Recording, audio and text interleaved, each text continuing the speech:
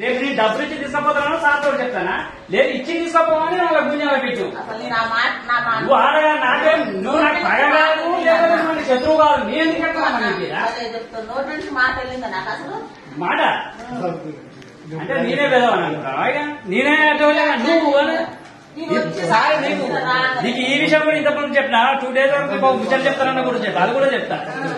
నీ చెప్తా నీ మంచి కోసం నాకేం రాదని ఇప్పుడు కూడా చెప్తాను నీ మంచి కోసం చెప్తాను నేను నన్ను అపార్థం చేసుకుంటా నువ్వు ఏం చెప్పాలి లాస్ట్ విషయం నీ ఉద్యోగం కాపాడుకోమని చెప్పాను ఇంతకంటే ఎక్కువ ఏం చెప్పాను నీ పొట్ట నీ కొట్టాను నీ పొట్ట నీ కొట్టాను ఇంతకంటే ఎక్కువ ఏం చెప్పాను నీ పొట్ట నీ కొట్టాను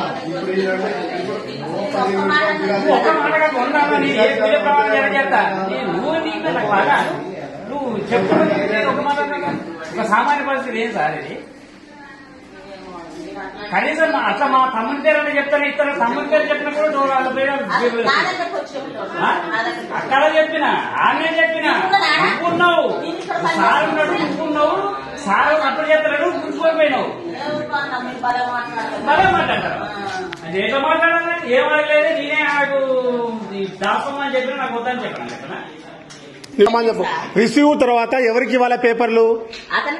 మరి ఎందుకు లోపల పెట్టినావు ఎందుకు పోతాడు బయటికి ఎట్లా పోతాడు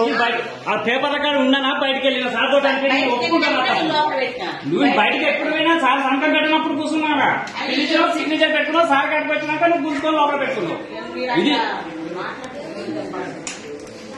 సలువు మల్లయ్య నాది కొమలవాంచ పోలియో పానీల గురించి గత 4 రోజుల కింద అప్లై చేసుకుంటే ఫోన్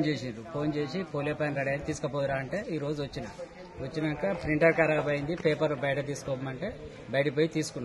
తీసుకున్న తర్వాత ఇలా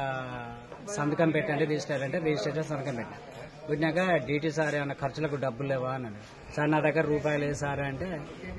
ఇవ్వాలి కదా అందరు ఇస్తారు కదా అన్నాడు లేదు సార్ అంతకైతే నేను తీసుకుపోయి రేపు తెత్తంటే లేదంటే ఇచ్చి తీసుకుపోమ్మా అన్నది ఇచ్చి తీసుకుపోమ్మని గుంజుకొని బ్యూరోలో పెట్టింది అందులో వాటండర్ అదే సంగతి 4,000 డిమాండ్ చేసింది దేనికోసం